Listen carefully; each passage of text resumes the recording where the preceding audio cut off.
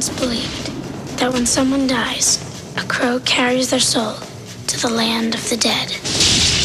But sometimes, just sometimes, the crow can bring that soul back to put the wrong things right.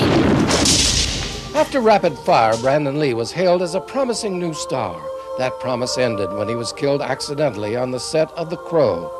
Now the film is being released, and the public can see his unique talent in a role he had been excited about. It's a wonderful role, and it really is a role that you have to take risks with, and it gives you a wonderful opportunity to take those risks and stretch, because you tell me how somebody who comes back from the dead is going to behave, you know? You trot a couple people out and tell me, that's not how somebody who comes back from the dead behaves, you know? I don't think so. Hold still.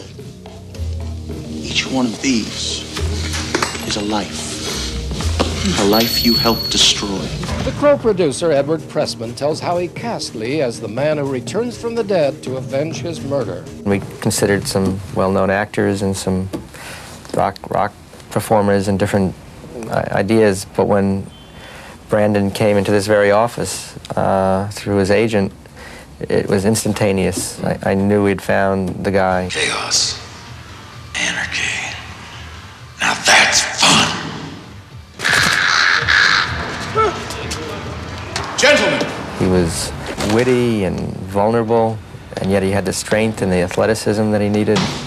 And he was so handsome and a fine actor. He had done stage work in Boston. He played Edmund, the Mammoth play on the stage, so he had everything. I know you. I know you. I knew you. I knew you. But you ain't you. When you do something like this, you create rules within the piece. And I feel like as long as you do not violate the rules that you have created, and once you start to give life to something like this, as long as you continue to be truthful to what you've created, then it's going to work, and you have to respect that. It's a very interesting part. There ain't no coming back. This is the really real world. There ain't no coming back.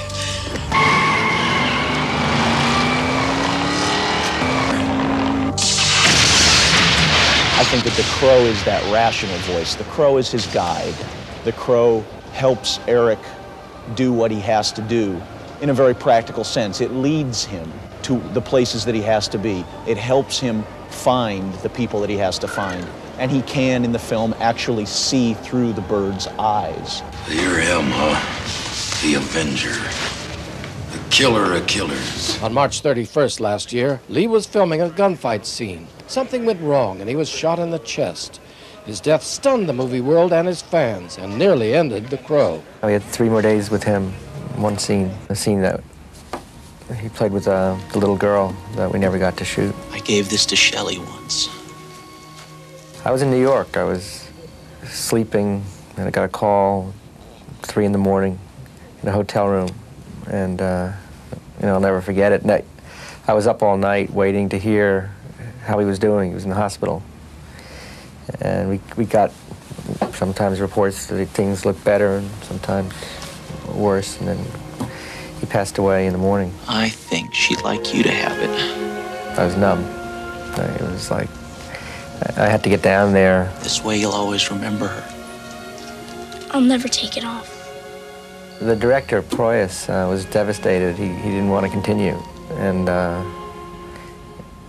the cast and the crew really came together on the set and appealed to him to finish the movie as a legacy to Brandon and as really a testament to the achievement that they'd all accomplished. Try hard. Try again. Alex was still undecided. He knew that he didn't want to continue if the family or the fiancé were not endorsing it, and they did. But even so, he wanted to think, and he went back home to Australia. It took a month, and then when he came back, he was recommitted to continuing. Then we took another month to plan, and then we started again. I just want him.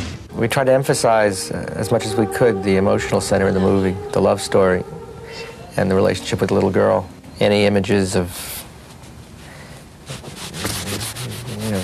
bullet holes in his body that the character had were eliminated, wherever that was tough to look at.